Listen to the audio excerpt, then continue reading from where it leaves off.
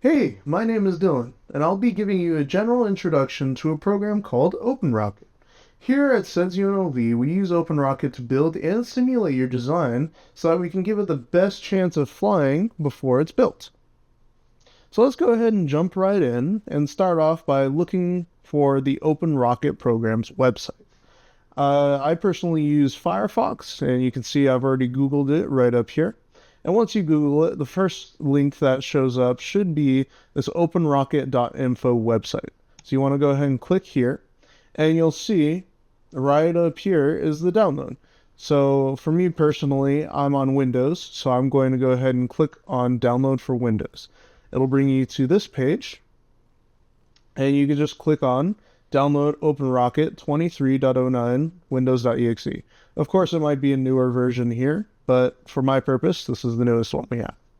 And you can just click here, and then you can see it starts downloading. And then once it's fully downloaded, you could just go ahead and run on through the installation process. So since I already have OpenRocket installed, I'm just going to click here and open mine up. But as soon as you finish the installer, you should be able to go down here to the search bar and just click and type in OpenRocket, and it should show up. All right. So this is the main interface for OpenRocket. You can see there's kind of three main areas. We have the design tree, the component list, and the actual design area where you can see the rocket itself. Now, before we actually start talking about any of these different sections, I'm going to show you guys how to change your units and also put yours in dark mode. Since I've used OpenRocket before, mine is in dark mode just because that's my preference. Yours is probably in light mode, so all of this should be white. All right, so to go ahead and change those preferences, let's go up to Edit and Preferences.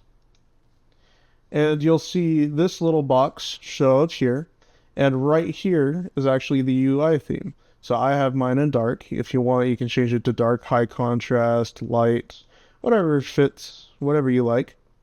You can also change the font size if you want it to be a little bit bigger. And then right up here, we have the Units tab. That's what we're going to be changing. So by default, all of your units will most likely be metric. But here at SEDS UNLV, we actually use the default imperial system. So you can just click this button right here, and it'll change all of those units for you. Now, the one unit we do use that is metric is for our mass, we use grams. Purely because our scale is already in grams, and it just makes it easier to measure all of the items when you actually have them in the real world. All right, so after you set your settings, you can go ahead and click OK. And let's go ahead and get started on talking about these boxes. So to begin with, we have the design tree up in the top left. And right now it's kind of empty because we don't have any items built for our rocket yet.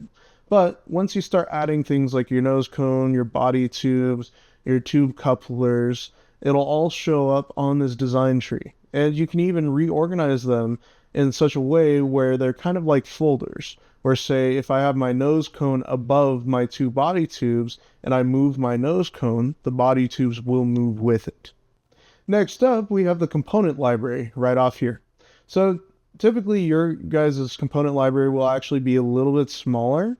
You'll see something like this, where it's kind of half of it is all the way down here. And you can just scroll using your scroll wheel on your mouse or on your touchpad, and it should just repopulate. But for the most part, this has all of the components that you'll need to actually build your rocket and simulate it before its flight. And you can see it has all the typical components like a nose cone, body tube, all of the fin kinds.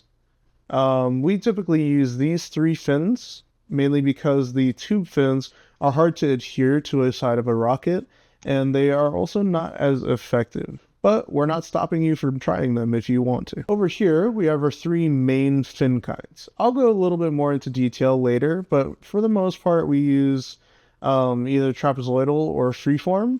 But technically, the most efficient kind of fin that will give you the best stability is the elliptical fin right here. And I'll be telling you why a little bit later in the video.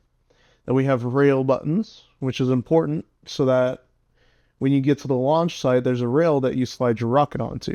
And you want to have these rail buttons so that it can slide onto that rail. Then we have the inner two, we have the two couplers, we have the centering rings, bulkhead. I'll go through and explain all of these items in just a little bit. They have a parachute, and then if you want to add streamers just for fun, shock cords, pretty important, and mass components, which we'll be using a little bit later. And finally, we have our design scene. So you can see right now there's nothing inside because we don't have any items. But if you want to, say, change your view type so that it's in 3D, so you can get a little bit of a more realistic view of what your rocket would look like, you can actually go right here to the view type. And you can change it from top view, side view, back view, the 3D figure, which is fully rendered with the paint that you choose. Like, say, if you want to choose the colors, you can, and it will show up here. Like I said before, there's nothing, so there's nothing for it to render. But you can have the 3D figure, you can have it unfinished without the paint, and you can have it finished with the paint. So I typically like to keep it in the side view. It just gives you a nice reference point to build your rocket.